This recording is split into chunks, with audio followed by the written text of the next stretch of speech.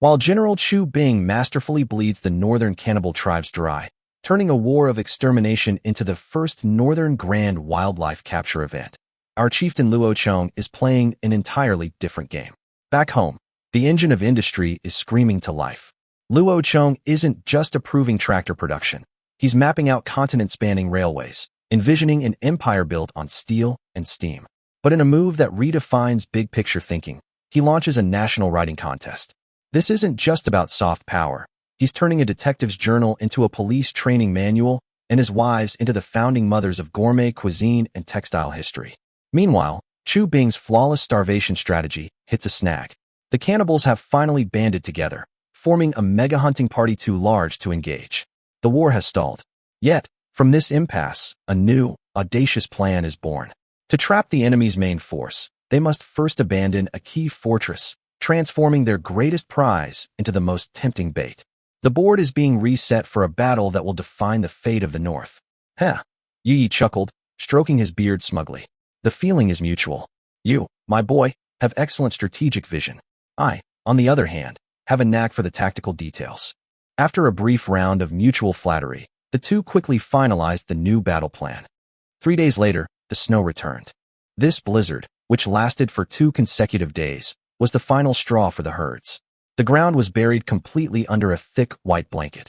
Unable to find food, the animals finally began their mass migration south. In the canyon, the cold and hungry army of cannibal hunters finally had their feast in sight. At the same time, Chu Bing's army had finished assembling.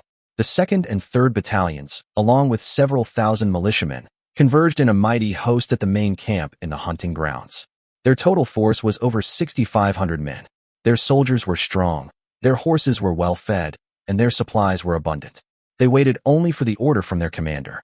On the 3rd day after the snow stopped, the southward migrating herds finally poured into that deep, dark canyon, a place already shrouded in the shadow of death.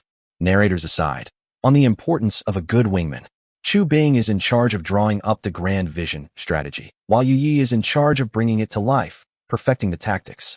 This command duo is a match made in heaven. The cannibals, we just wanted to hunt and survive the winter. Why did we have to run into opponents of this caliber?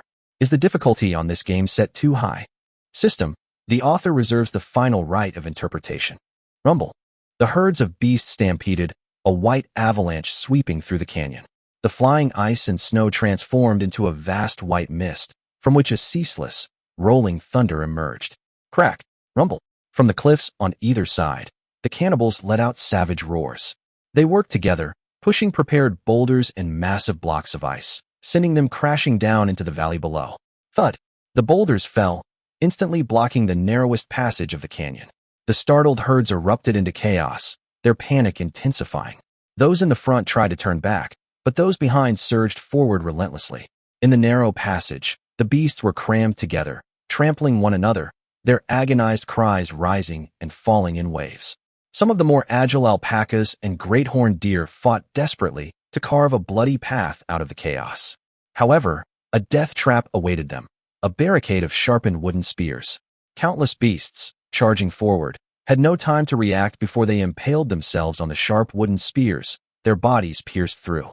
Those that luckily made it past the barricade had no time to catch their breath before, from the snow beneath their feet, countless tripwires and massive rope nets sprang up.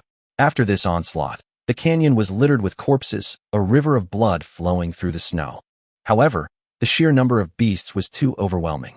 After paying a terrible price, they still managed to break through the obstacles and clear a path south. The cannibals had never expected to annihilate the entire herd. What they wanted was food.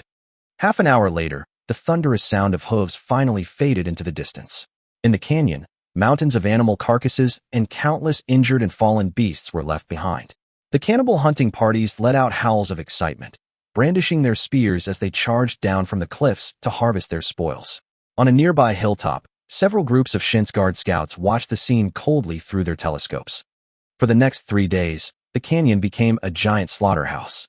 The cannibals were busy skinning, gutting, and butchering their prey into manageable pieces for transport. The entrails they carved out became their most delicious reward. They gathered around the bloody carcasses, butchering as they worked, eating some of the meat raw. Some grabbed still beating hearts and stuffed them into their mouths. Others cupped the steaming blood and drank it down in great gulps, their bodies drenched in gore, looking like demons risen from hell. They were simply that hungry. However, the number of prey was too great, and their tools were too primitive. After 3 days, more than half of the game had yet to be processed. In the icy landscape, the carcasses quickly froze as hard as stone, the skin and flesh sticking together, making them impossible to butcher. They had no choice but to transport one batch back first. Using hastily made sleds, 3,000 men began the long journey home, hauling nearly a quarter of their spoils from the 4,000 to 5,000 carcasses.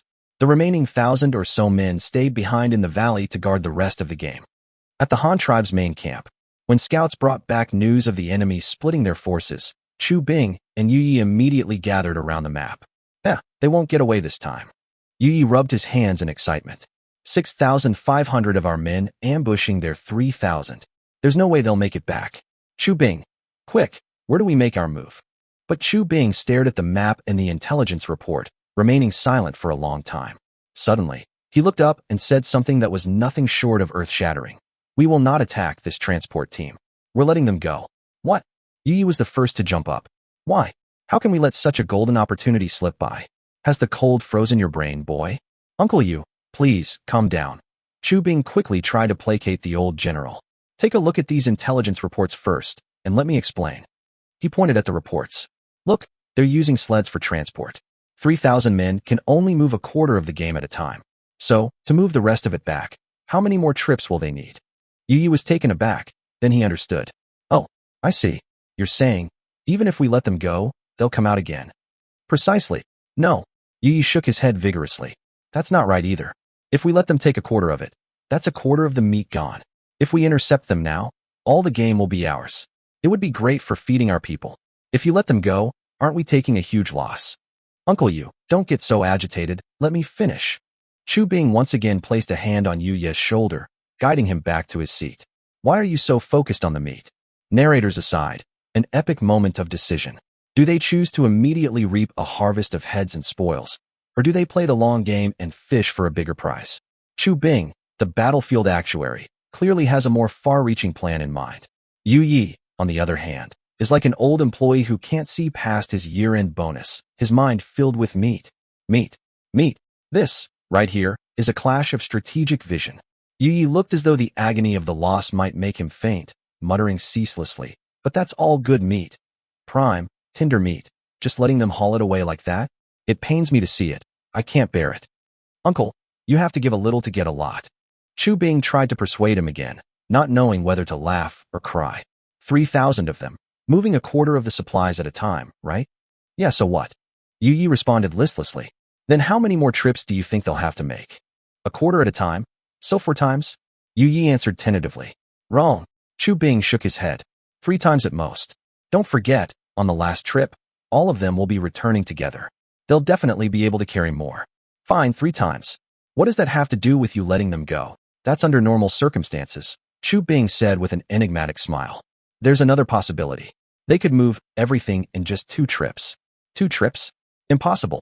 Yu Yi was about to retort when his eyes widened in realization. Oh, I get it. You mean, when these 3,000 go back, they'll call for more people to help. Next time, they'll bring all the remaining game back in one go. You're targeting those reinforcements? Chu Bing chuckled. Brilliant, Uncle Yu. You caught on in a flash. Save the flattery, boy. Yu Yi waved his hand. I have another question. How can you be so sure they'll call for help? What if they don't? What if they just obediently make 3 trips? Wouldn't that be a huge loss for us? Hearing this, Chu Bing just shrugged nonchalantly. I can't be sure. This is a gamble. He looked at Yu Yi, his eyes burning. If we lose, at most we lose a quarter of the meat. That was the enemy's to begin with. If we lose it, I won't lose any sleep over it. It's a price I can afford to pay. But what if we win? His voice suddenly rose.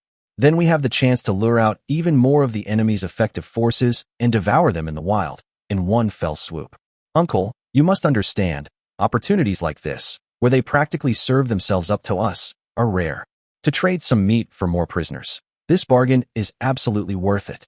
Yu Yi fell silent. He had to admit, Chu Bing's words made perfect sense. To gamble for the enemy's lives with the enemy's own game. If they lost, it was no real loss. If they won, it was a massive profit. This deal was on. With the plan finalized, the army of 6,500 men immediately began a silent advance toward the southern valley.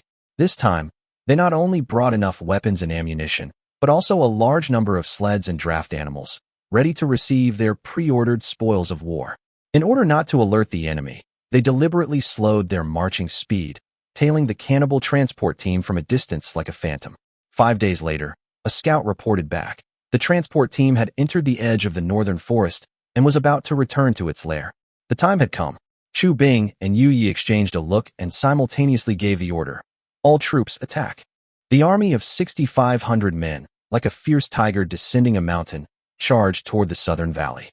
On the outskirts of the valley, the main army lay in concealed positions, awaiting orders. Chu Bing, what's the plan? Yi asked. A direct charge? I'm afraid they'll escape from the other end. Uncle, what do you think of this? Chu Bing pointed at the map and quickly laid out his plan. We'll first send 2,000 men to cross the mountains and circle around to the south of the valley. Then we'll send a few hundred more to climb the cliffs on both sides. When the battle starts, we'll press in from both ends simultaneously, squeezing them together. Then, the men on the cliffs will cast down nets.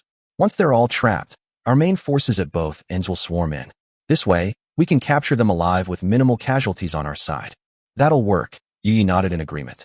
But crossing the mountains, in this ice and snow, we have to be careful. Don't worry, Chu Bing said with a confident smile. The rope nets we brought are no joke. With these, a snowy mountain is nothing. We could cross a sheer cliff just as easily. The order was given, and the operation began. 2,000 elite soldiers, led by the Shin's Guard, used daggers and ropes to scale the steep, snowy mountain, as nimble as geckos. The rope nets were pulled to the summit, bit by bit, and then lowered down the other side, forming a series of sturdy sky ladders. The soldiers descended rapidly along the nets to the southern side of the valley. At the same time, 400 Shin's guards had also silently climbed the cliffs on both sides of the valley, perching like hawks and looking down on the prey in the valley below. Everything was ready. At 3 in the afternoon, Chu Bing raised the shotgun in his hand. Bang! A loud report tore through the silence of the valley. The battle had begun. Narrators aside, a textbook, closing the door to beat the dog, tactic is about to unfold. This kid Chu Bing is not only ruthless, but his tactics are also dirty as hell. Flanking from behind, casting nets. He's giving the other side absolutely no room to maneuver. The cannibal rearguard. We were just guarding a warehouse. How did we suddenly become turtles in a jar? This isn't how the script is supposed to go. The 1,000-odd cannibals guarding the valley were startled by the sudden, massive report, their heads snapping warily toward the sound. They had no idea what it was, for these natives had never experienced the warmth of modern firearms. The next second, at both ends of the valley, gunfire erupted. Countless figures, like phantoms, materialized from the white expanse of snow. At the front and back, 2 shield walls formed by waist-high, interlocking wooden shields stood like mobile ramparts, instantly sealing both ends of the valley. Behind the shield walls were rows of soldiers in dark green military greatcoats and Ushanka hats, holding rifles with fixed bayonets.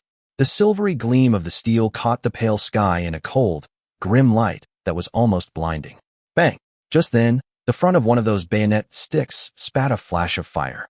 A cannibal warrior watched in horror as something flew from the enemy's strange weapon with a whoosh, punching a hole clean through a nearby donkey carcass. A beast frozen as solid as a block of iron. His blood ran cold. That dead donkey had been frozen for nearly 10 days. A swing of a knife or an axe wouldn't even leave a scratch, yet the enemy's weapon had pierced it in a single shot. Bang! Bang! Bang! Bang! The Shin's guards at both ends of the valley, sheltered behind their shield walls, began to fire in a rhythmic volley. The bullets weren't aimed at the men, but at the ground by their feet. The whizzing rounds kicked up clouds of ice chips and pebbles, lashing their legs like whips and striking their hearts with terror. It's the Han. A minor cannibal chieftain finally recognized the well-equipped army. To arms. Fall back. Prepare to throw spears.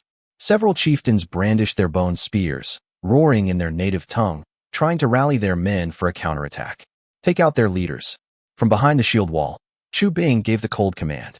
Target the ones shouting. The Shin's Guard soldiers immediately began their roll call. Whoever yelled the loudest, whoever held their bone spear the highest, whoever wore the largest skull necklace, with the crisp click-clack of a bolt, the dark muzzles of the rifles locked onto their targets. Bang, bang, bang, bang. The gunfire erupted in a staccato of reports, like popping corn. Countless bullets, from the front and back, wove a dense, inescapable crossfire of death. The next moment, The dozen or so cannibal chieftains who were still barking orders and gesturing wildly were instantly torn apart. Thud!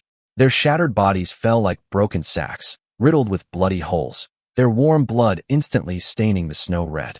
The superheated bullets had even scorched the flesh around the wounds, causing it to emit an eerie wisp of white smoke in the frozen air.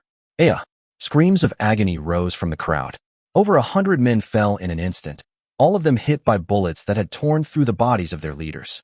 This precise and bloody strike left the remaining cannibals completely stunned. Some were so terrified they collapsed to the ground, while others reflexively threw their stone axes and spears in a haphazard frenzy. At a distance of 80 or 90 meters, however, their primitive throwing weapons fell harmlessly short of the Han shield wall. Shield wall, advance. Chu Bing seized the opportunity and gave another order. Fire at their feet. Force them back. Huh. Huh. Huh. The shield bearers stepped forward in unison, striking their shields fiercely with short clubs, their voices thundering in a mighty roar. A threefold assault, visual, auditory, and psychological, bore down on them with crushing weight, terrifying the cannibals into a steady retreat. Hurted by the bullets of the Shin's guard, which struck the ground at their feet like deadly prods, they were forced ever closer toward the center of the valley. Cast the nets. Seeing that the enemy was now huddled together in a tight mass, Chu Bing roared to the sky. Swoosh! A dozen massive rope nets descended from the cliffs, falling directly on top of them. 1,000 cannibals, like moths caught in a spider's web, were instantly and completely ensnared, unable to move. Militia charge. Capture them alive. Toot toot toot toot. The clear, shrill sound of the charge horn rang out. The militiamen on both sides let out ferocious yells and, armed with shields and short clubs, charged into the tangled enemy ranks. Thump, thump, thump. Ow, ow, ow. The sound of clubs meeting flesh, mingled with the agonized screams of the cannibals, echoed throughout the entire valley. Narrators aside, witness a masterclass in how a modern army conducts an asymmetrical beatdown. The cannibals were still playing with melee weapons, and the other side brings shield walls, firearms, crossfire, and then they even throw freaking nets. Is this a war or a fishing trip? Chu Bing, apologies. Where we come from, war is also an art. The art of the live capture. Huh. A sharp cry echoed through the frozen expanse of the Han tribe's hunting camp. The freshly captured prisoners huddled together, trembling like a covey of frostbitten quail. Chu Bing, with an air of command, left 500 Shin's guards behind, half to watch the prisoners, the other half to guard the camp. The camp itself was a hive of activity. The tribespeople worked deftly, skinning and butchering piles of game. The metallic scent of blood mingled with the biting wind, and the meat was cut into neat portions before being tossed onto the snow outside, a convenient, natural freezer. In time, every family in the 3 camps would receive a share, enough for a bountiful new year. But if you wanted to see misery, you had only to look at the cannibal prisoners of war. Their meal plan had been upgraded from 2 meals a day to a luxurious 3. But the corn pancake for each meal had shrunk from the size of a palm to a pathetic half. All told, their total rations had been cut by a quarter. Even so, these savages, normally accustomed to eating raw flesh and drinking blood, were as meek as kittens. Not one of them dared so much as to pass gas. With arrangements made, Chu Bing and Yu Yi didn't pause to catch their breath. They mustered the remaining 6,200 men and set off once more. This time, they were going for something big, a proactive strike, setting a trap right on the cannibals' inevitable path south. The army marched across the vast, snowy plains, the snow crunching under their feet. Yu Yi rode up beside Chu Bing, a quizzical expression on his face. Chu Bing, this time we're out on the open plains. No gorges to hide in. Give it to me straight. What's the plan? Their last supply convoy had 3,000 men, he said, counting on his fingers. If they call for reinforcements, that's at least another 3,000 or 4,000. That's 6,000 or 7,000 total, maybe even more than us. Are we supposed to just charge them head on? Hearing this, a sly grin spread across Chu Bing's face, like a fox that had just raided the henhouse. Uncle Yu, he said, patting his horse's neck nonchalantly. This battle could be harder than scaling the heavens, or it could be as simple as breathing. Who said anything about an ambush? I'm going to let the enemy pick their own gravesite, and then we'll just give them a little push. A surprise attack. Yu Ye's brow furrowed. Isn't that just another ambush? They have more men. We can't surround them. The moment we charge, most of them will get away. No, no, no, Chu Bing said, wagging a finger. The kind of surprise attack I'm talking about is a night raid. Think about it, Uncle You. They're coming from that forest to the northwest, heading for the valley in the south. In this snow, it'll take them at least 8 or 9 days, won't it? But what does that have to do with a night raid? Yu trailed off, then slapped his thigh, his eyes widening. Wait, you mean we sneak into their camp while they're sleeping and wipe them out? Bingo! Chu Bing snapped his fingers. When they're sleeping like logs, they have to make camp every night, right? We just pick a spot with good feng shui, wait for a dark and stormy night, and wipe them all out in one fell swoop. Great idea. Yu rubbed his hands in excitement. At night, they'll be dead asleep. Even if they have a few sentries, our archers can take them out silently with a few well-placed arrows. Then we sneak in and get the ones who are sleeping. But as he spoke, his excitement deflated. Wait a minute. With so many people, how could they stay silent? If one guy wakes up and yells, the whole camp will erupt in chaos. It'll be pitch black. People will still get away. As Yu was scratching his head in frustration, he heard a low, wicked chuckle from Chu Bing beside him. Ha ha ha. It was a devious, conniving laugh, the kind that promised serious mischief. But it made Yu grin too. He pointed at Chu Bing, laughing. You sly dog. From the look on your face, you've already got another trick up your sleeve, don't you? Out with it. Chu Bing nodded smugly. Then, like a magician, he pulled a glittering, transparent glass bottle from a leather pouch by his saddle. We use this. What is that? Baijiu. Yuya's eyes nearly rolled into the back of his head. Are you insane? You want to get several thousand men drunk? How much liquor would we have to haul? Besides, why would they drink our booze? Uncle Yu, look closer. This isn't Baijiu, Chu Bing said, shaking the bottle. This is called ether. Ether? What in the world is that? To put it simply, it's what you get when you mix alcohol with dilute sulfuric acid and work some magic, Chu Bing explained. It's an ingredient for the new gunpowder, and it's also a ridiculously potent anesthetic. Just take one whiff. He made an exaggerated fainting gesture. And down they go, completely unconscious. You could carve a slice of meat off their body and they wouldn't wake up. Don't be fooled by this small bottle. Knocking out 10,000 men would be a piece of cake. Yuya's eyes were glued to the bottle. His Adam's apple bobbed as he swallowed instinctively. Gods above. This stuff is that wicked. Where did you get your hands on something so dangerous? It's dangerous, sure, but it can also save people when used correctly, Chu Bing said, stowing the bottle away. This was originally meant for surgery on seriously wounded soldiers, to keep them from feeling the pain. They take a sniff and pass right out. I was worried some of our brothers might get badly hurt in this campaign, so I specifically requested a bottle from the ship's armory as a backup. Who knew it would come in so handy? Oh, so that's what it's for, Yu said, enlightened. He quickly followed up. So how do we use it? Didn't you say one sniff and you're out? What about our own men? And how long will it keep them under? We don't want to put them to sleep permanently. Simple. Chu Bing waved his hand confidently. Step 1. The main force completely surrounds their camp. Step 2. Send our best hunters to silently pick off their dozing sentries with arrows. Step 3. Send in a few dozen skilled men. They'll cover their own mouths and noses with several layers of cloth. Then they'll take a towel, pour this treasure on it, sneak in, and hold it over the enemy's nose. Just like this. Chu Bing mimed covering someone's mouth. I guarantee that within 3 to 5 breaths, they'll be sleeping more soundly than a hibernating bear. You could slap them silly and they wouldn't wake up. As for how long, I heard the technicians say it should last for about 2 to 4 hours. Plenty of time for us to truss them all up like dumplings. The cannibal supply convoy was cunning, but also arrogant. On their way, they had buried caches of game in the snow to serve as supply points for their return journey. Little did they know that their every move had been watched by the Shinsguard scouts like hawks. Even the location of a single rabbit buried under a specific snowdrift was noted. Using this detailed intelligence, Chu Bing accurately predicted that the enemy would have to travel along the line of these supply points and would certainly make camp at one of them for the night. 2 days later, along the cannibals' southbound route, Chu Bing had already moved his troops into position near the predicted campsite. The entire force of over 6,000 men was tucked away in an inconspicuous mountain hollow. Inside the hollow was a natural cave, and though it couldn't fit everyone, it was more than enough for them to build fires and cook. In this weather, where a drop of water would freeze midair, giving the men a hot meal was the greatest comfort. As evening fell, the wind howled. Chu Bing and Yu were warming themselves by a bonfire inside the cave when a scout, completely covered in snow, burst inside. Commander, the enemy is here. Chu Bing shot to his feet. Have they reached the supply point? Yes, sir. Right on schedule, the scout platoon leader reported excitedly. They're about half an hour away. Once it gets dark, they'll definitely make camp there.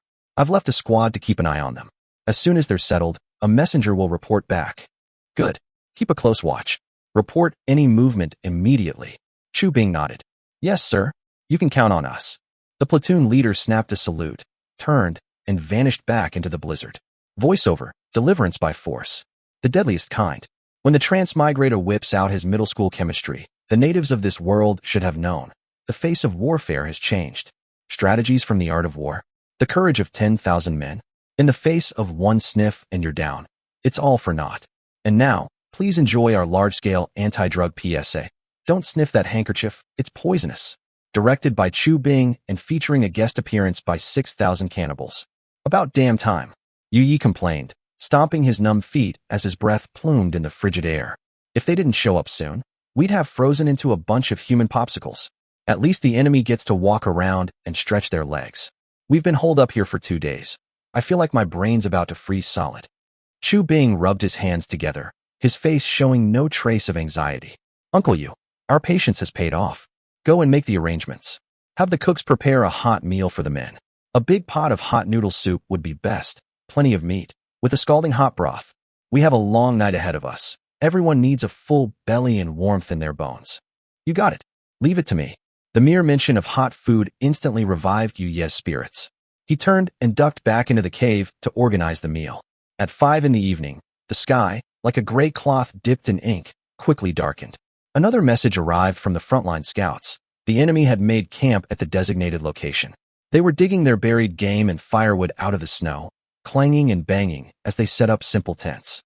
Some were even digging snow shelters. By the looks of it, they were settling in for the night. Chu Bing nodded and called for the men to eat. There was no rush. First, let the men fill their bellies and let the boiling hot meat soup drive the chill from their bones. After they had some time to digest and regain their strength, they would move out. A strike at midnight would be perfect. By 7 o'clock, the latest intelligence arrived. The enemy had finished their meal. The camp was brightly lit with bonfires, but there was no sign of them breaking camp. The old, the weak, and the women in their party had already retired to their tents. Everyone, grab your gear. Chu Bing ordered in a low voice. Move out. The army moved like a black tide, melting silently into the night. There were no torches, no lanterns. They marched only by the cold moonlight reflected off the snow. Fortunately, with scouts leading the way, they didn't have to worry about stumbling into a ditch. A little over half an hour later, the force arrived at the perimeter of the enemy camp. Several scouts who were waiting to rendezvous popped out of snowdrifts like gophers. The moonlight was like water, coating the earth in a layer of silver frost. Several thousand men knelt silently in the snow, becoming one with the darkness. What's the situation? Chu Bing asked, keeping his voice down. Are they all asleep?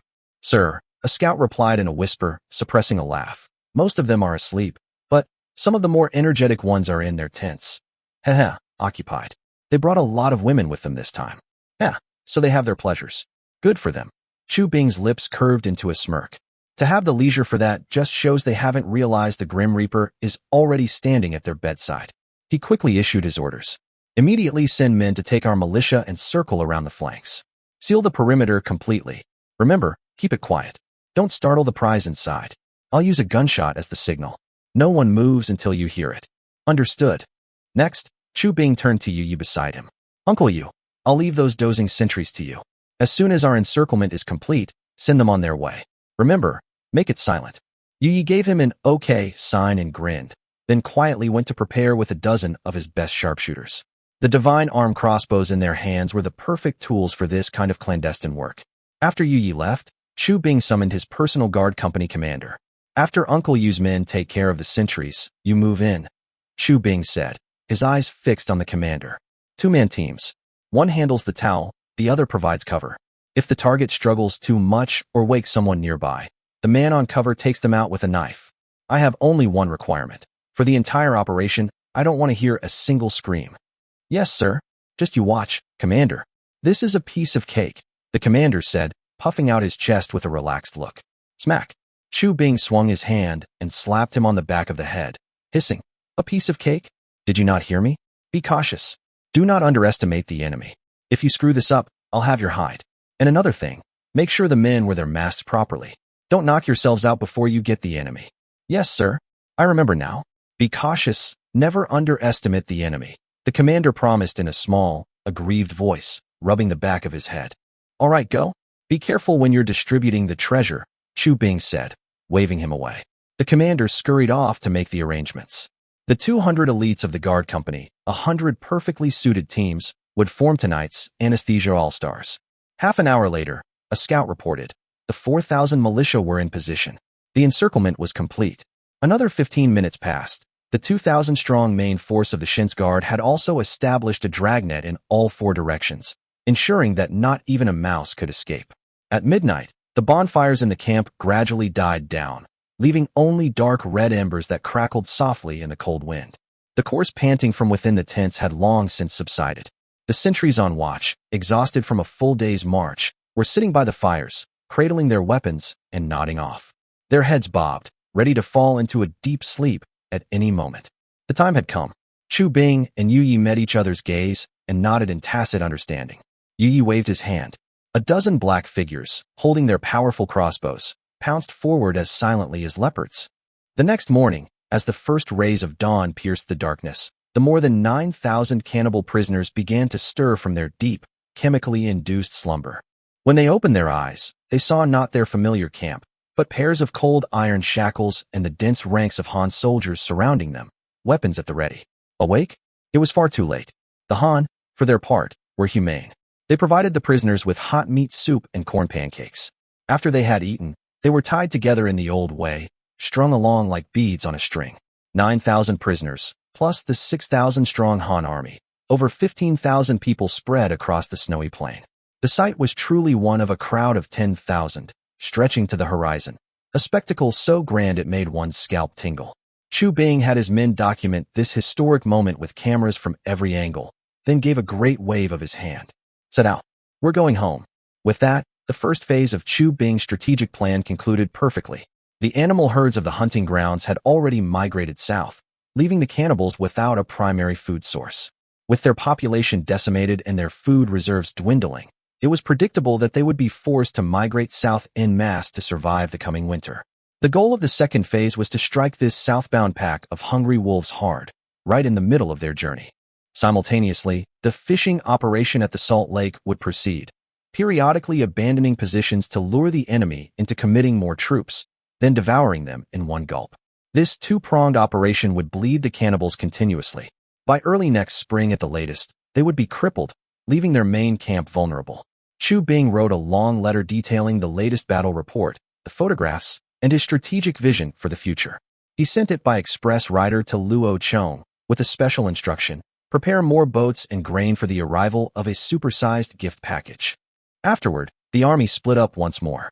The 1st Battalion, along with 1,000 militia, 1,800 men in total, set off for the Salt Lake to engage the enemy in a guerrilla war of when you advance, I retreat, when you retreat, I advance.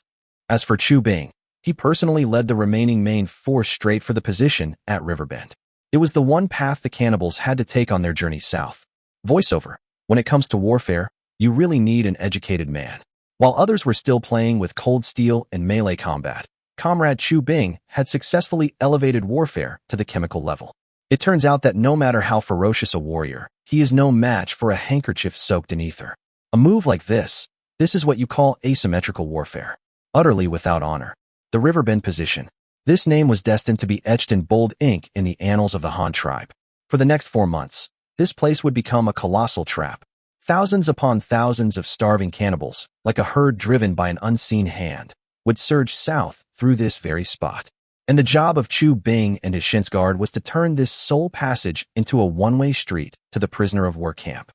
A few days later, in the early days of the 12th month of the first year of the Daming era, reports of victory from the north flew, like snowflakes, to Luo Chong's desk.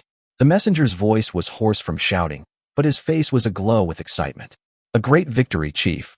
A great victory in the north. General Chu Bing has captured nearly 10,000 prisoners in a single battle. Luo Chong unfolded the battle report, his eyes taking in the astonishing numbers. He then flipped through the stack of photographs brought back from the front. The dark masses of prisoners, the endless columns of men, the heroic figures of the Shin's Guard soldiers. Good, good, good. Luo Chong repeated the word 3 times, pacing back and forth in his room, overjoyed. Following protocol, He immediately had this tremendous news proclaimed to every county and commandery of the Han tribe. He wanted every citizen to know of the historic deeds their sons and brothers were accomplishing in the frozen northern lands. News of successive victories was more intoxicating than any fine wine. The self-confidence of a powerful nation was quietly being forged in these repeated triumphs. By the middle of the 12th month, good news arrived from the southern expedition as well. Yu Fu, the man sent to find the Black Stones, had returned with his fleet. Upon hearing the news, Luo Chong personally led a group to the docks of Luoyang Commandery to welcome them. He clutched a stack of freshly developed photos from the northern front, intending to give these returning heroes a surprise. The moment the ship docked, a figure, dark and thin, looking as if he'd just been dug out of a coal pile, stumbled down the gangplank. "Chief, Yu Fu has not failed his mission. We finally found the coal mine you wanted." Yu Fu was about to drop to his knees in a formal salute, but Luo Chong swiftly caught him. "My heavens, did you go on an expedition or through hell and back?" Luo Chong clapped him on his weather-beaten shoulder, half amused and half exasperated. "Look at your face. It's nearly as black as the bottom of a wok. For the tribe's development, any hardship is worth it," Yu Fu said, his voice thick with emotion. "Rest assured, I have recorded every one of your contributions," Luo Chong announced loudly to Yu Fu and the equally haggard crew members behind him. "Submit the list of merits when you get back. Those who deserve a promotion will get one, and those who deserve a reward will be rewarded. I, Luo Chong, never shortchange the heroes who bleed and sweat for this tribe." His words were met with a thunderous cheer from the crew. This was exactly what they had been fighting for during nearly a year of enduring the wilderness. "Thank you, Chief." Yu Fu caught his breath and immediately began his report. "Oh, right. Chief, we brought back a number of mineral samples this time. Basically, anything that looked strange and unusual, we brought back a piece for you, whether we recognized it or not. Also, we traded for about 200 pounds of fragrant taro from a tribe called the White House tribe. It's just, when we were unloading them just now, we found they'd all turned green. I don't know if they're still edible." Turned green. Hearing this, Luo Chong was delighted, not alarmed. "That's a good thing. It means they're about to sprout. The fragrant taro you speak of, I have a new name for it. Potato. With potatoes, the part you eat is also the seed. When it turns green and sprouts, you can cut it into pieces, plant them in the soil, and they will grow more. You've brought back the seeds." Yu Fu was stunned speechless. My God, he had been treating them like precious treasures, and the chief already had a planting manual ready to go. "Potato, that's a straightforward name," Yu Fu nodded. "That's great. We won't have to find the White House tribe to trade for the technique next year." All right, no more work talk today." Luo Chong waved his hand grandly. "The welcome feast is ready for you heroes. My treat today, hot pot. Let's get everyone warmed up." While ushering the crowd into the city, Luo Chong ordered his personal guard, "Go. Wrap those potatoes in quilts and make sure they don't freeze. As for your samples, take them by small boat directly to the Lakehart Island Research Institute. I want them analyzed overnight." Well into the feast, after several rounds of drinks, a guard from the Research Institute ran in, holding a soft, dark rock. Chief, this is one of the ores Master Yu Fu brought back. The Institute says this thing is as soft as graphite and can be cut with a knife, but they've never seen it before. They asked if you would take a look." Luo Chong took the rock. He weighed it in his hand and scratched it with his fingernail, and a startling light erupted in his eyes. Xin and Yu Fu leaned in curiously. "Chief, what kind of rock is that? Do you recognize it?" "Yeah. Chief, is this thing important?" Yu Fu chimed in. "I remember that reagent number 17 was also a metallic ore. Haven't we been able to refine it yet?" Luo Chong took a bite of food and said slowly, "That reagent number 17 is called barium. It has a terrible temper. It takes a lightning strike to make it show its true form. This one is a different beast altogether." A lightning strike." Xin was so shocked his chopsticks fell, his face a perfect picture of disbelief. "What about this one then?" Yu Fu asked worriedly. "It's not another one that's impossible to work with, is it?" "This one." Luo Chong gave a mysterious smile and tapped the black rock with his finger. "If I'm not mistaken, once we tame this, it will become a new type of metal that is super hard and extremely resistant to high temperatures." Huh. Xin understood. "So you're saying it's tougher than steel, but we can't use it?" "Who says we can't use it?" Luo Chong laughed. "It might be difficult to work with on its own, but we can grind it into a powder, mix it into molten steel, and make alloy steel. Of course, this is all just my hypothesis. We'll have to see the test results." "Alloy steel." Yu Fu scratched his head. "But why is the ore so soft?" It's soft now because it isn't a pure metal yet, Luo Chong explained simply.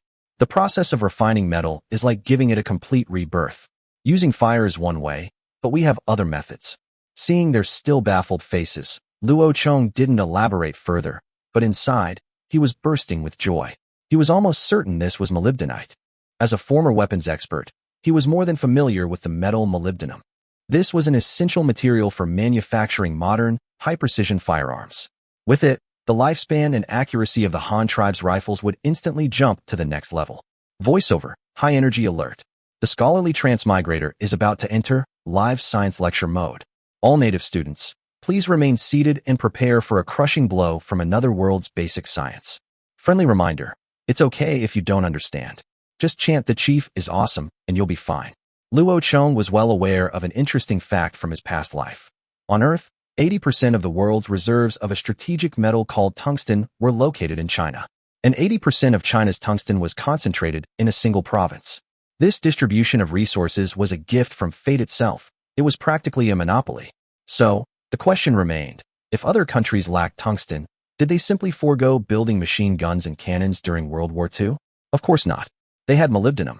In that war-torn era, molybdenum steel propped up half of the Western world's military arsenal. While its peak performance was slightly inferior to tungsten steel, it was more than adequate. It was precisely this piece of history that gave Luo Chong, with his background as a weapons expert, an extraordinary understanding of the metal. This material was for more than just making guns and cannons. In the field of industrial machining, especially for the cutting tools on lathes used to shape metal, molybdenum and tungsten were the undisputed kings. Securing a molybdenum mine was equivalent to installing a supercharged engine in the Han tribe's entire industrial system. Just as Luo Chong's mind was racing, the guard who had run off to conduct the experiment returned like a gust of wind, carefully cradling a piece of paper. On the paper rested a small pile of impure white powder. Chief, the guard's face was flushed with excitement. I did as you instructed and roasted the black rock in the flame of a carbide lamp. At first, the rock crackled and broke down into a yellow powder. When I kept heating it, the yellow powder didn't change. But when I poured it onto the paper to cool, it really did. It really turned into this white powder. Oh, and while it was burning, there was a smell like rotten eggs. No, like sulfur. Luo Chong nodded with satisfaction. It was a success. The smell of sulfur proved it was a sulfide ore, turning yellow when heated, then white upon cooling. This was a unique characteristic of molybdenum trioxide, completely different from its chemical neighbors, tungsten oxide and rhenium oxide. This was, without a doubt, molybdenite. Well done. You're dismissed. Luo Chong waved the guard away. Yu Fu and Shi Xian stared at the pinch of white powder as if it were an artifact from another world. Their heads had been spinning from the chief's technical jargon earlier, but now, seeing the black rock transform into white powder with their own eyes, the shock was immense. See, Luo Chong pointed to the powder with a grin. You must have produced this during your initial tests. A pity it got mixed in with the coal ash, making it impossible to distinguish. Gods above, you're right. Yu Fu had a flash of insight, but he was still puzzled. Chief, what kind of metal is this exactly? This pinch of white powder. It's not a metal, is it? Let me put it this way. Luo Chong thought for a moment, then made an analogy. You know what rust is, right? Both men nodded. Iron is silvery white. Rust is red. The hematite ore you're familiar with is basically just a big lump of rusted iron. This white powder you see now, its original form is called molybdenum, and this white powder is molybdenum oxide. You can think of it simply as molybdenum rust. It's just that iron rust is red and molybdenum rust is white. The comparison made both men's eyes light up with understanding. So, rust could be white. They had learned something new. So, Chief, Yu Fu pressed on. Is this molybdenum metal useful? Useful is an understatement. Luo Chong's eyes shone with a frightening intensity. It's worth a fortune. The only problem is, it's a real pain to refine.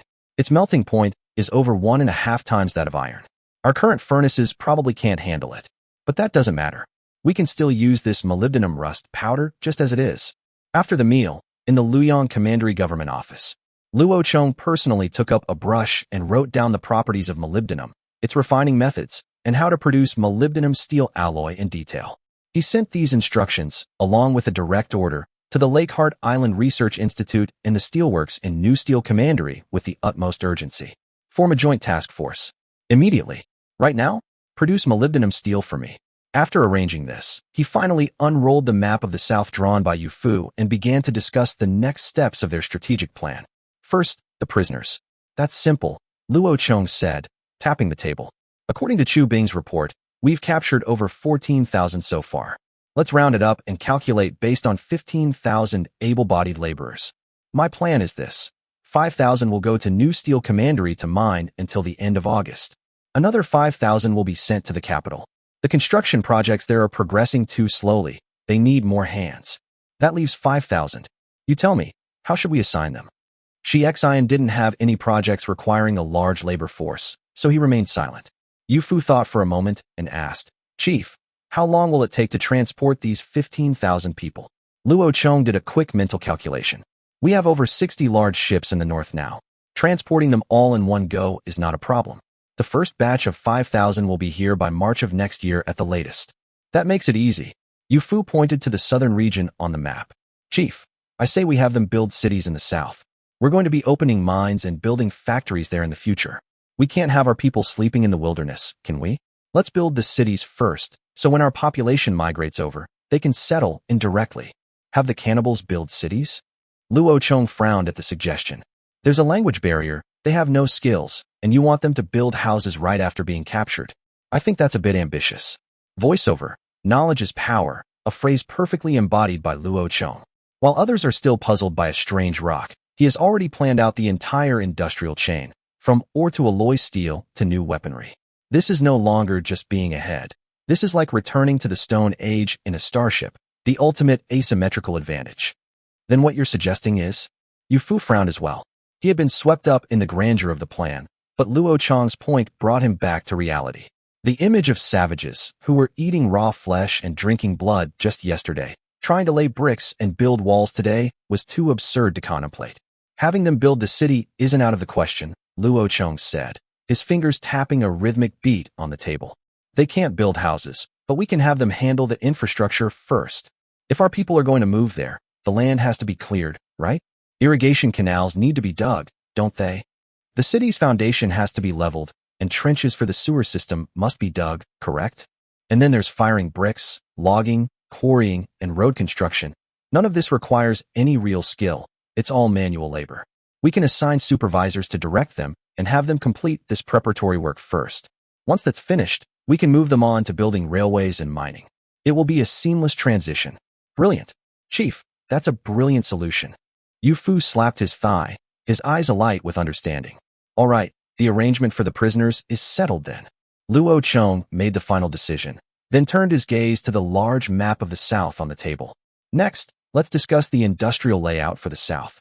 Luo Chong's finger, like a conductor's baton, began to move across the map, assigning his forces. Currently, we have 5 major mines to develop: the coal mine, the Tang tribe's ferromanganese mine, the newly discovered molybdenum mine, the hematite mine near the White House tribe, and a limestone mine. We need limestone for flux to handle slag and the coking process. Without it, the steel plant can't operate. To support these, we'll need 6 major factories: a coal washing plant, a coking plant, 2 iron or pre-grinding plants, a large-scale steel plant, and a rolling mill. His finger drew a circle on the map, as if behemoths of steel were already rising from the land. Of course, this is just the first phase, Luo Chong said, his gaze already fixed on the more distant future. Once these factories are operational, within 3 years, the South must establish its own machine processing plant. At the very least, it must be able to build its own locomotives. Otherwise, if a train breaks down, we can't just drag it all the way back to the north for repairs, can we? By the time it got there and back, it would be far too late. When Yu Fu unrolled the draft plan for the railway line, everyone fell silent. The red line snaked and twisted through the mountain ranges on the map, looking like a game of cat's cradle. This will take until the cows come home, won't it? Shi Xian's head ached just looking at the winding route. But Luo Chong just smiled faintly, extended his finger, and drew a decisive straight line across a continuous mountain range on the map. Who says we have to go around? We just punch right through it. Blast through the mountain. A tunnel? What in the world is that? Shi Xian and Yu Fu's eyes went wide, their jaws nearly hitting the floor. A tunnel is a man-made passage, Luo Chong explained calmly. As the saying goes, where there is a mountain, carve a road. Where there is a river, build a bridge. If there's no road, we'll simply make one. Where there is a mountain, carve a road. Where there is a river, build a bridge. The two men looked at each other, admitting they were not well-read enough to have heard such an audacious phrase. But it certainly sounded thrilling. But Chief, Yu Fu was still worried. To connect the entire railway line, how many tunnels would we have to dig?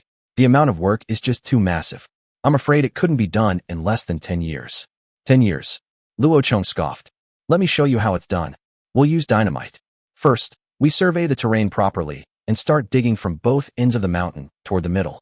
We'll use pneumatic hammers to drill holes in the rock face. Rat-a-tat-tat. Stuff them with dynamite. Lay the fuse, and boom.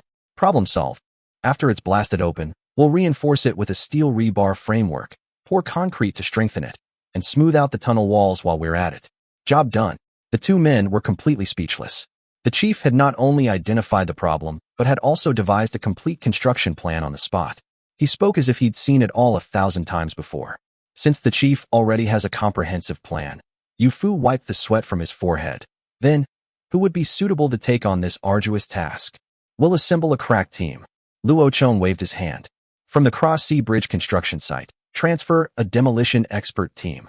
They know dynamite better than anyone. From the coal mine, transfer a group of experienced tunnel rats. The skills for digging coal shafts and tunnels are much the same. Finally, from New Steel Commandery, transfer a few mechanical geniuses and have them rush produce a large rock drill. You know, the kind with a big hammer on the front of an excavator, specifically for smashing rock. Shi Xian and Yu Fu nodded again, their heads bobbing like hammers on an anvil. Yu Fu volunteered. Chief, leave the surveying to me. I've traveled that route before. I know the terrain well. Good. Luo Chong agreed. Then, like a concerned project manager, began to rattle off instructions. Remember, when digging a tunnel, surveying is of the utmost importance. First, check the geology. If it's a hill of soil and earth, just level it and carve out a road. If it's a rock mountain, you have to choose your feng shui carefully. Never dig under the mountain's center of gravity, or if it collapses, it's all over. Second, choose the route. Avoid digging if you can. If you absolutely have to, try to work on the geologically weaker points of the mountain. Don't always try to punch right through the middle. Third, prevent water seepage. Keep an eye out for mountain springs and underground streams. Bring a few extra water pumps, or you'll end up with a flooded cave instead of a tunnel. Fourth, build bridges. If you encounter a river or a gorge and going around is too far, just build a bridge straight across. In short, there are 4 principles. Luo Chong held up 4 fingers. The shortest route, the lowest cost, the fastest construction time, and above all else, safety first. The sheer volume of information made Yu Fu's brain feel like it was about to overheat. He fumbled for a pen and paper and began to furiously take notes. Voiceover. Welcome to the epic documentary, The Making of an Infrastructure Maniac. Our host, Luo Chong, will demonstrate through his actions that as long as your spirit doesn't falter, there are always more solutions than problems. There's nothing that can't be solved with a stick of dynamite. If there is, use 2. As for the construction plan, don't ask. The PowerPoint is already done. All right, the industrial layout for the south is settled for now. Luo Chong declared, standing up. Next, you two, come with me to Weishan Commandery. We'll pick up Prefect Lu and take the train to New Steel Commandery to broaden our horizons. He winked at Yu Fu. Especially you. You have to see this year's scientific achievements, our new line of construction machinery. I guarantee, after you see them, you'll understand just how simple and fast road construction will be in the future. Haha, I'll be sure to get a good look then. Yu Fu replied with a cheerful grin, his face full of anticipation. Excellent, excellent. Shi Xian's spirits lifted as well. We can check on the progress of the tractors and see if they'll be able to handle the 60,000 mu of experimental fields in the west before the New Year's festival. Luo Chong had another, more important purpose for this trip, to personally oversee the development progress of the 2 new types of harvesters. After lunch, at the New Steel Commandery Research Institute, when Luo Chong and his party arrived at the driving classes practice field, Lu Guangzhu, Yu Fu, and Shi Xian stood there like country bumpkins on their first visit to the city, their mouths agape.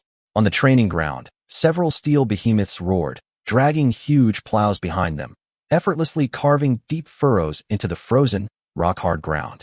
This is a tractor? Lu Guangzhu asked curiously, watching the raw power of the iron beast at work. Chief, why did you give it such a strange name? Because it is, in itself, a universal interface, Luo Chong explained. Its sole function is to provide power, like a locomotive. Hook up a trailer, and it's a truck. Hook up a plow, and it can till the land. What it does all depends on what's hitched to its rear. I see. A tractor, for towing and pulling. The name is perfect. Lu Guangzhou realized. Since it's a substitute for oxen and horses, why not call it an iron ox? Yu Fu suggested with a smile. It's much more descriptive. Haha, the name iron ox has already been taken by our steam engines, Lin Fei explained with a laugh. Luo Chong walked to the edge of the training ground and addressed a young man who was warming himself by a fire, waiting for his turn. Young man, is this tractor easy to learn? How long can you drive it in a day? The young man, seeing it was the chief, was so nervous he almost dropped the roasted sweet potato in his hand. He quickly saluted, replying to the chief, it's easy to learn. Just a few levers.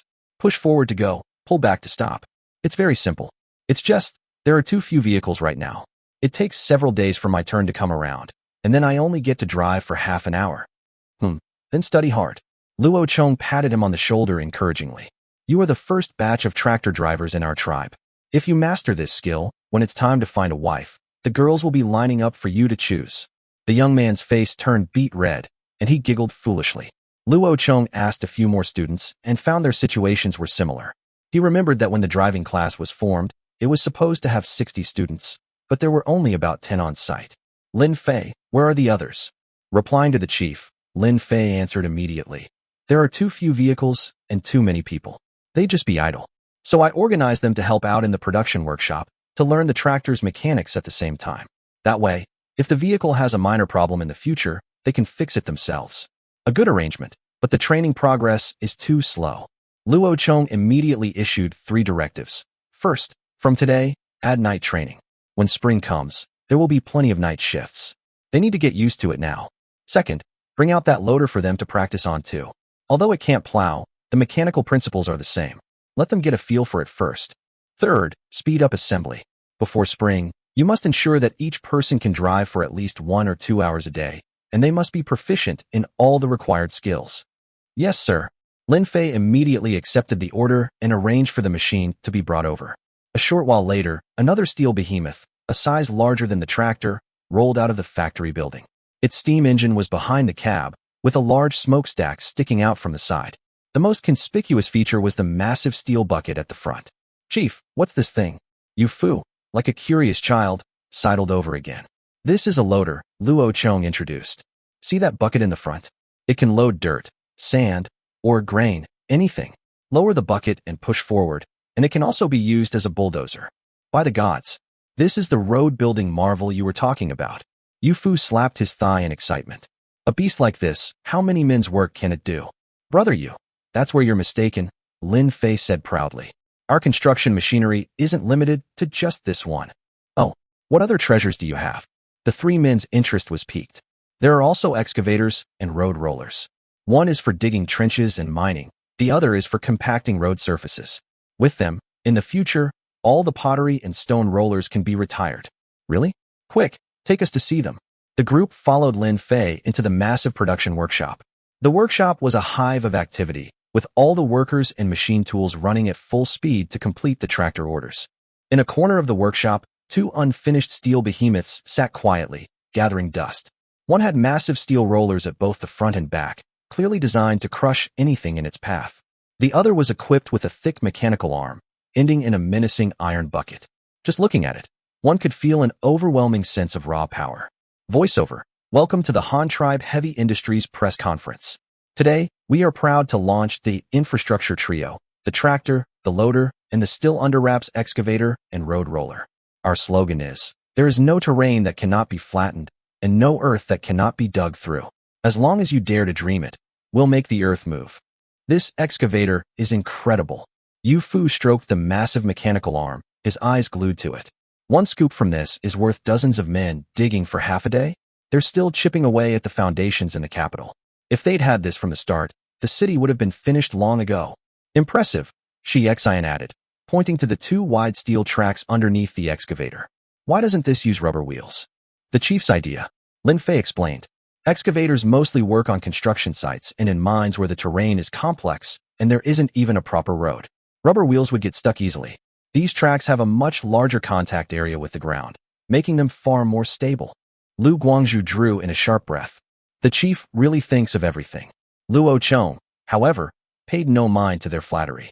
He pointed to the menacing bucket at the front of the excavator and said to Yu Fu and Shi Xin, "See this? It's detachable. Take it off, replace it with a giant pneumatic hammer the size of a telephone pole, install an air compressor on the engine, and it transforms into a powerful tool for breaking mountains and quarrying rock. A 6 or 7 meter high tunnel would be nothing. Even if it were higher, this thing would hammer its way through." Yu Fu had an instant epiphany. So the rock drill the chief mentioned yesterday was a modified version of this. A tunneler combined with dynamite, a two-pronged attack. He could already see the great steel dragon of the railway roaring through the mountain ranges on its way to the Tang tribe. Drilling a tunnel, Lin Fei and De Li, listening from the side, were completely bewildered. The Southern Railway project, Luo Chong explained briefly. To avoid a 300-kilometer detour, I'm planning to punch straight through that mountain range and have the train pass through the belly of the mountain. The reaction from Lin Fei, De Li, and Lu Guangzhu was identical to that of the other two the day before. Their jaws dropped, their faces a mask of disbelief. Drill through a mountain? Chief, the amount of work is just too immense. Lin Fei stammered. De Li, however, recovered quickly and chuckled. I think it'll work. Don't forget our ancestral craft, dynamite. Remember when we opened the salt mine? Didn't the chief just blast it open? That's right. Lin Fei recalled, then frowned. But chief, I've heard the chisel on that pneumatic hammer wears out incredibly fast. It's a huge drain on our parts. Exactly. Luo Chong's gaze swept over the crowd. Which is why the molybdenum steel task I've given you must be completed as soon as possible. It's a high-hardness, high-temperature resistant alloy steel. With it, the lifespan of our tools and parts will be greatly extended. Molybdenum steel? Is it really that amazing? Lin Fei grew excited. As the head of firearm production, he knew better than anyone that the Han tribe's rifles, lacking suitable steel, had a pitifully short lifespan. They were practically disposable weapons. Absolutely. Luo Chong began to spin a tall tale with a straight face, packaging his advanced knowledge as a mere hypothesis. The melting point of molybdenum steel is at least 2/3 higher than carbon steel. Its hardness will also absolutely astound you. Hearing this, Lin Fei was so excited he could barely stand still. Afterward, the group went to see the corn harvester, which was still in its infancy. This machine was also a modification of the loader chassis. The large front bucket was removed and replaced with a complex harvesting system, completing its magnificent transformation. The entire harvesting system consisted of dozens of intricate moving modules, all powered by compressed air. Can this thing really harvest corn? Yu Fu asked curiously, circling the prototype, which was still just an iron frame. Can it thresh? It can harvest, but it can't thresh, Lin Fei explained, pointing to a row of gleaming blades below. Step 1. The blades pull in the corn stalks, roots and all, and cut them with a snap. Step 2. An iron grate plucks off the corn cobs, husk and all.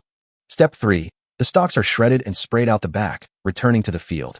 The corn cobs are then sent to a husking roller bed. A few steel rollers spin, and with a rip, the husk is gone. Finally, the clean corn cobs are spat out the side. Pop, pop, pop, directly into a waiting basket. Lu Guangzhu, Shi Xin, and Yu Fu marveled at the sight. Incredible. Absolutely incredible. How many men's work can this one machine do? It's more than just saving labor, Yu Fu said, filled with emotion. This is a divine tool that will give us more grain than we can eat. With an endless supply of food, the future of our Han tribe. Heavens, I can't even imagine it. Haha. Within 10 years, doubling our population a few more times will be absolutely no problem, Shi Xin declared confidently. The others nodded in agreement. However, while they were still reveling in the prospect of future grain yields, Luo Chong was thinking of something else. The 200 pounds of sprouted golden beans that Yu Fu had brought back this time. Voiceover. While everyone was celebrating the joy of mechanized agriculture, only Luo Chong was contemplating a higher dimension of food security. Tractors and harvesters solved the problem of how to harvest, but the potato would fundamentally change the landscape of what to plant. A quiet agricultural revolution was about to begin in the Han tribe. Even more crucial was that Yu Fu had brought back not wild potato stock, but a superior variety that the White House tribe had domesticated over countless generations, ready for immediate planting. With this, even if the Han tribe lacked tractors or harvesters, as long as they promoted its cultivation, they would never have to worry about famine again. After inspecting the still conceptual harvester, Luo Chong took his companions to see the Iron Man version of the hand-cranked rice transplanter. which had already gone through several iterations. The entire machine had undergone a major upgrade. All wooden parts were replaced with iron. The skids underneath were gleaming sheet metal, the uprights were sturdy steel tubes, and the gears were swapped for lighter, hollow iron ones paired with a steel chain. The whole machine was not only lighter than before, but also more durable, a true workhorse. Unfortunately, it was winter, making it impossible to test in the fields. Thus, the final design could not be set for mass production. "Chief, you must be patient," Lin Fei said, sensing Luo Chang's anxiety. "You can't rush the seasons. You can't just force winter to become spring, can you?" The moment he finished speaking, he noticed Luo Chang's eyes suddenly glaze over. That's it. A bolt of lightning seemed to flash through Luo Chang's mind. "Why can't I turn winter into spring? I don't have plastic sheeting, but I have glass." Chief, what's wrong?" Lin Fei called out, seeing Luo Chang staring blankly into space. "Oh, nothing." Luo Chang snapped back to reality, grabbing Lin Fei's shoulder, his eyes shining with a frightening light. "You were absolutely right. Why don't I turn winter into spring? I'll go do it right now." Huh? Everyone present stared at him as if he were a god. What was happening? Was the chief about to cast a spell on the spot and reverse the seasons? Ahem. Luo Chang saw their expressions and knew they had gotten the wrong idea. "What I mean is, we can build a house made entirely of glass. Walls, roof, all of it glass. The sunlight can shine in from all directions, and if we light some stoves inside, won't the room be as warm as spring? We might even be able to create a summer in there." A dead silence fell over the room. A few seconds later, "Gods above, is that even possible?" Shi Xian's jaw nearly hit the floor. "I think it would work." Lu Guangzhu was the first to recover, slapping his thigh. "In the winter, we heat our kangs, and our houses get as warm as spring, don't they? The snow on the roof melts. That proves that as long as the temperature is high enough, anything is possible." "Of course it'll work." De Li, who had been quiet, chimed in. "The flowers my wife grows in the summer, she moves them inside in the winter. The windows are glass, and those flowers are still blooming just fine. But the cost of a glass house." Yu Fu frowned. "How much glass would that take? Isn't it too extravagant for just an experiment?" "Extravagant?" Luo Chang laughed. "As long as we can finalize the transplanter design ahead of schedule and promote it throughout the territory next spring, this cost is nothing. We'll make it back in no time. Besides, even after the experiment is done, this glass house won't go to waste." Luo Chang's lips curled into the smile of a cunning merchant. "We can grow fresh vegetables in it during the winter. Around the new year, we can sell them at the market. TSK. At that price, do you think the common folk would be willing to buy?" Hearing this, their eyes instantly lit up. That's right. This was just like the off-season vegetable greenhouses of later generations. A surefire money-making venture. And so, the plan to build a glass greenhouse was passed unanimously on the spot. What followed was a dramatic scene. Lu Guangzhu and Shi Xian nearly came to blows over whose territory the greenhouse would be built on. "All right, stop arguing." Luo Chang waved his hand, putting an end to the turf war. "Luoyang Commandery and Weishan Commandery will each get one. Lu Guangzhu, find a paddy field in Weishan Commandery and build a hothouse specifically to test the rice transplanter. Shi Xian, find a plot of dry, high ground in Luoyang Commandery and build one there, specifically for cultivating the treasure Yu Fu brought back, the potatoes." The two men were overjoyed and quickly accepted the order. "Chief," Shi Xian asked again, "this hothouse, how exactly do we build it? How big should it be?" In a few words, Luo Chang explained the structure of the glass greenhouse to them.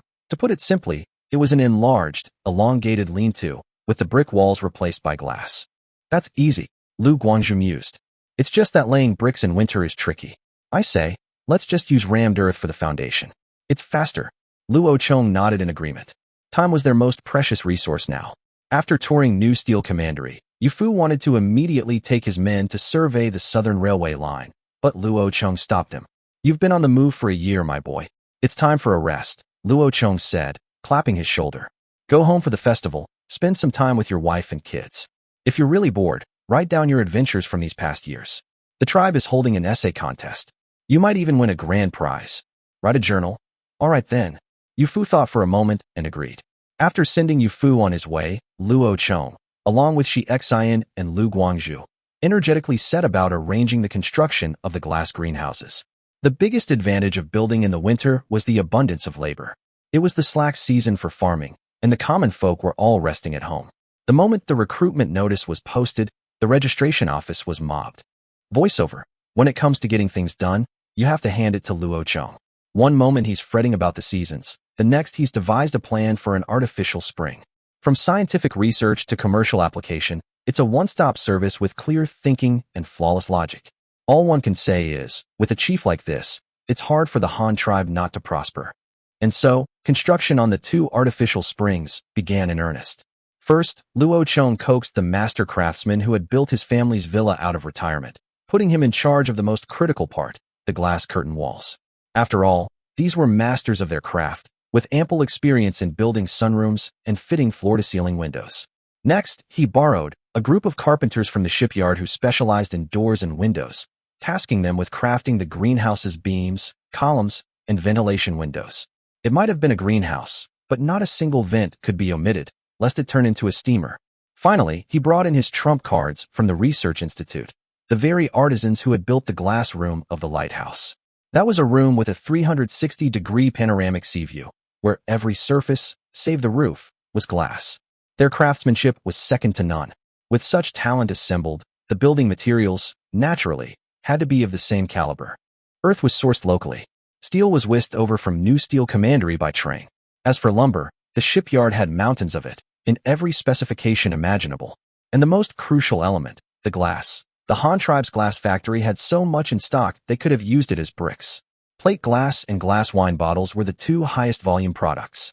Plate glass, in particular, was like modern ceramic tiles. Anyone with a bit of spare cash wanted to upgrade their old house with it. It was a status symbol that also made the house brighter. Plus, the material had no expiration date, so it would never spoil. The warehouses were packed to the gills, ready to support key national projects at a moment's notice. Meanwhile, on the Salt Lake battlefield to the north, a grand drama of the enemy advances, we retreat, the enemy retreats, we harass, was quietly unfolding. The cannibal scouts, seeing the Han army's empty camp, even the trenches had been filled in, were utterly bewildered. They just left? Just like that? What kind of trick was this? Unable to make sense of it, they put the matter from their minds. Their task was only to report back. The worrying was for the chiefs. 5 days after the Han army's withdrawal, 300 cannibal soldiers, like a troop of cautious groundhogs, tentatively reoccupied the Salt Lake. They hunkered down there for 3 days. The Han army camp on the opposite bank remained silent, with no sign of movement. Finally, they relaxed and quickly sent word back. All clear. Send reinforcements and start producing salt. On the opposite bank, the commander of the Han army's 1st Battalion was pacing back and forth in his tent, fuming.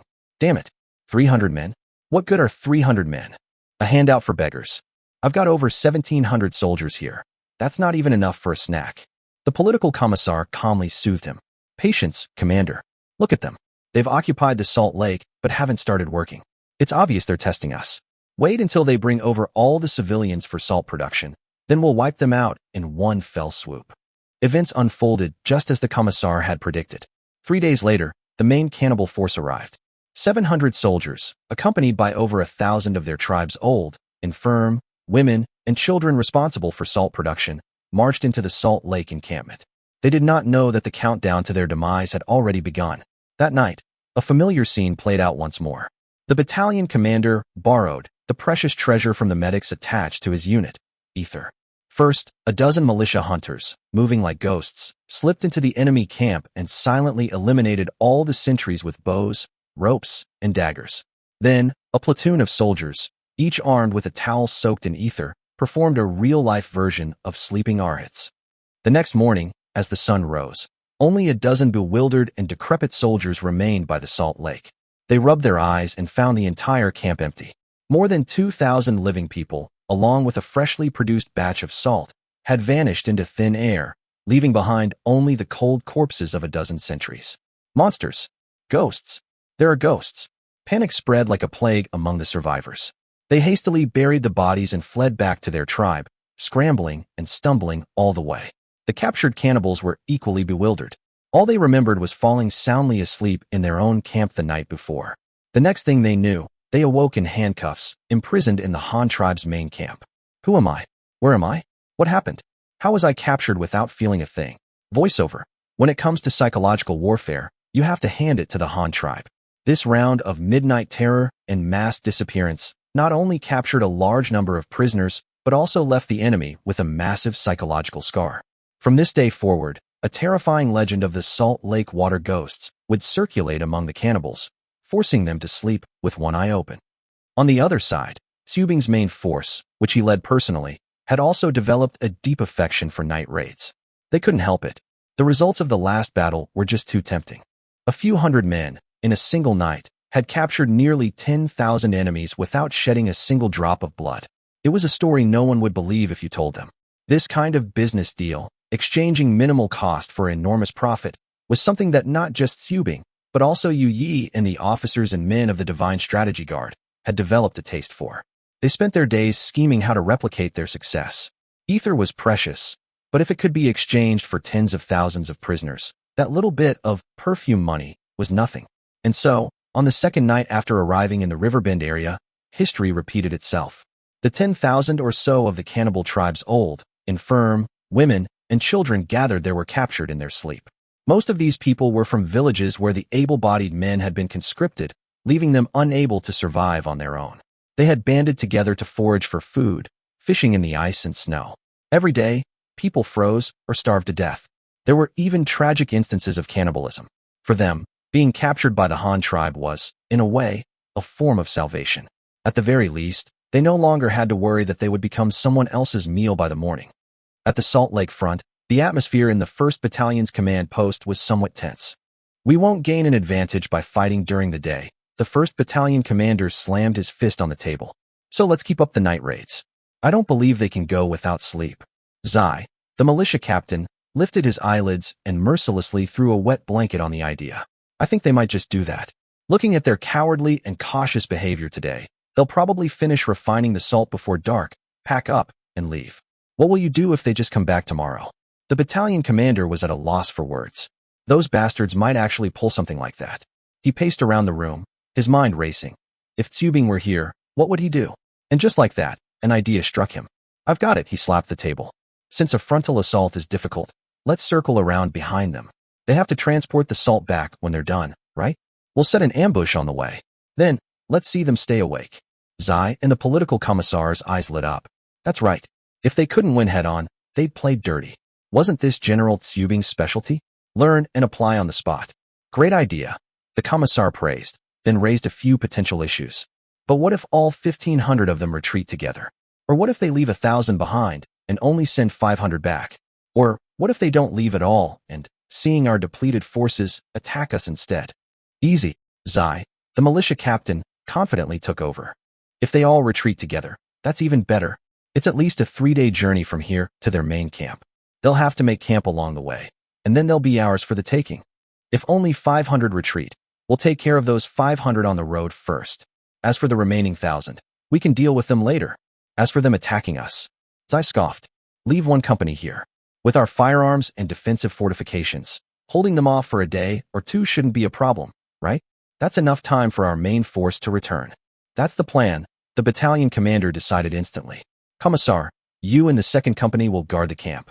I'll take the 1st and 3rd companies, along with old Zai's 1,000 militia, to give them a little surprise. And just like that, a new plan for a flanking sneak attack against the cowardly and cautious enemy was born. To avoid alerting the enemy, the main force of the 1st Battalion quietly assembled in the woods behind their camp and then, like a group of ghosts, disappeared into the vast night. Meanwhile, the commissar who had remained behind led the soldiers of the 2nd Company in a brilliant performance of the empty fort strategy by the Salt Lake. One moment they were running drills, the next they were at target practice, making the camp a hive of activity and creating the illusion for the enemy across the lake that our main force is still here, ready to take you on at any moment. At this time, the cannibals were still laboriously hauling water and boiling salt by the lake. The strange disappearance of the previous group had left them deeply unsettled. All they wanted was to finish their work and get out of there as quickly as possible. They finally made it to evening. The Han army camp across the lake was still bustling with activity, which put them slightly at ease. But as darkness fell, that inexplicable fear crept back into their hearts. The last group disappeared at night. In the end, the will to survive triumphed over all. At 8 o'clock that night, after finishing their dinner, the group of cannibals packed up their things, lit their torches, and decisively chose to flee under the cover of darkness. After meeting up with their reinforcements, they retreated another 5 kilometers before stopping at a frequently used campsite to spend the night. They did not know that a much larger net had already been cast behind them. The commissar who had stayed behind was not idle either. He had his soldiers light more than 300 bonfires, illuminating the entire camp as bright as day, continuing to create the illusion for the enemy that we are numerous and powerful. Voiceover. When it comes to tactics, the Han tribe is in a league of its own. The empty fort strategy, the flanking sneak attack, the psychological intimidation, a flawless combination of moves, executed with the smoothness of flowing water. The poor cannibals thought they had successfully avoided an unknown danger, not knowing they were walking step by step into a carefully designed trap. This is no longer just a military operation. This is art. The method was simple, but safe, and it allowed most people to sleep soundly.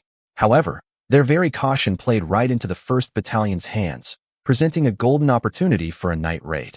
After the scouts had pinned down the enemy camp's location, at the stroke of midnight, the 1st Battalion's commander led 2 companies and 1,000 militiamen, moving like a pack of night owls, to sneak in for another attack. Well now, you bastards. Your nightmare is back. The Han tribe's New Year's festival was set for the first day of the 14th month. It was now early in the 13th month, leaving a full 3 weeks until the grand celebration.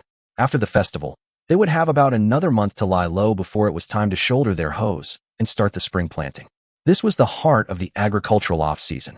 With little to do all winter, the common folk, hands tucked in their sleeves and necks shrunk against the cold, turned all their thoughts to preparing for the new year. And so, the marketplaces in every county and prefecture were a cacophony of sound and activity. On the streets, freshly slaughtered pigs and sheep, expertly cleaned by the butchers, were piled like small mountains of steaming meat. The official granary was even more thronged with people shouldering sacks, bustling in and out, their faces beaming with the joy of a good harvest. Of course, most weren't there to buy staple grains. Some had a craving for something different and came to trade for a bit of millet or sorghum, a rare treat at home. Others brought their prized wheat and corn to the mill, waiting in line to have it ground into snow-white flour.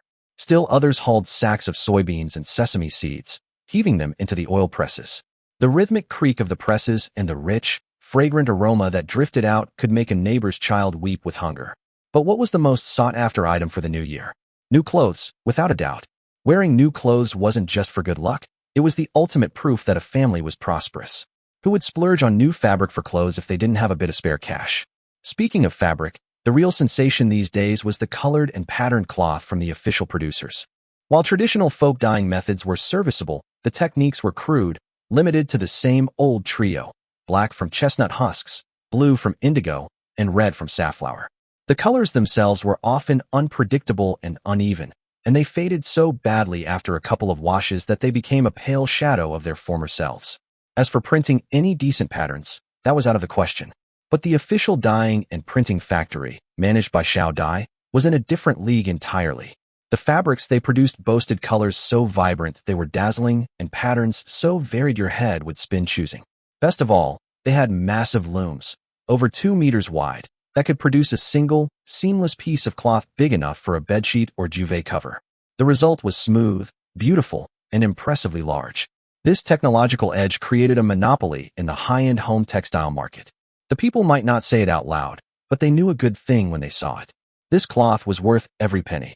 However, the most sensational new product for this year's New Year's festival was, without a doubt, the rice transplanter. This thing was a novelty, sold directly by the local government offices. For now, however, it was all for show. Not a single unit was actually in stock. The 8 commanderies of Hanyang were at least putting on a good display. Each county seat had a hastily built demonstration model on display, not for sale, purely for show. Staff members stood by it daily, demonstrating to the crowds how this metal beast worked. As for the South, they took it a step further. The government bulletin board simply featured a photo, an artistic shot, of the transplanter at work in a greenhouse. Beside it were a few lines of text, available for widespread use next year. Price to be determined. Pre-order now, limited time offer. In the North, the moment the demonstration model appeared, the threshold of the government office was nearly trampled flat. The villagers crowded around it, 3 deep on all sides. My heavens, where did this iron contraption come from? Is it for sale? Whoa, they have a machine for transplanting rice now. Does that mean we won't have to break our backs bending over in the mud all day? That sounds amazing. It's amazing, sure, but I wonder how much it costs. Look at the workmanship, it's all clanking metal. And that chain, it looks just like the one on our bicycles. Can't be cheap.